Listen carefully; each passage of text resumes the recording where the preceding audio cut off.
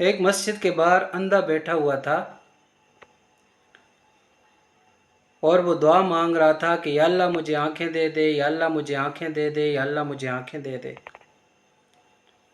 ادھر سے بادشاہ کا گزر ہوا اور اس نے اس کی بات سنی تو کہا بھائی کیا مسئلہ ہے تیرا؟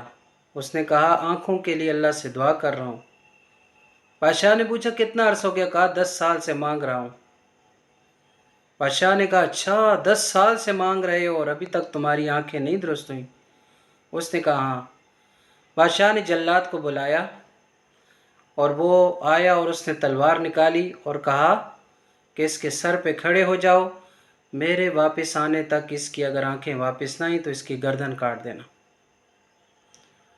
اب اس فقیر کو موت اپنی سامنے جب نظر آئی تو سجدے میں گرا اور گڑ گڑا کر رونے لگا، مانگنے لگا اللہ سے کہ یا اللہ اب تو میری جان جائے گی، آنکھیں واپس دے دے۔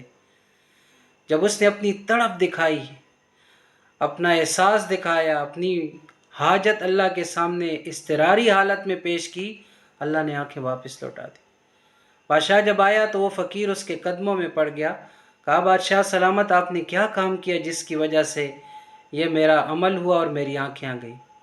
بادشاہ نے کہا تو 10 سال سے مانگ رہا تھا لیکن مانگنے کے اندر تڑپ نہیں تھی، اب تو سجدے میں گرا، اللہ کے سامنے زاری کی، اللہ نے تیری دعا کو قبول کیا اور تیری آنکھیں واپس لوٹا دی۔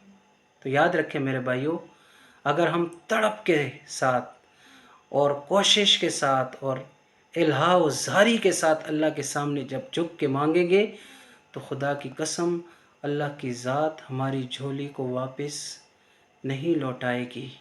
وہ بڑی کریم ذات ہے، وہ بڑی رحیم ذات ہے۔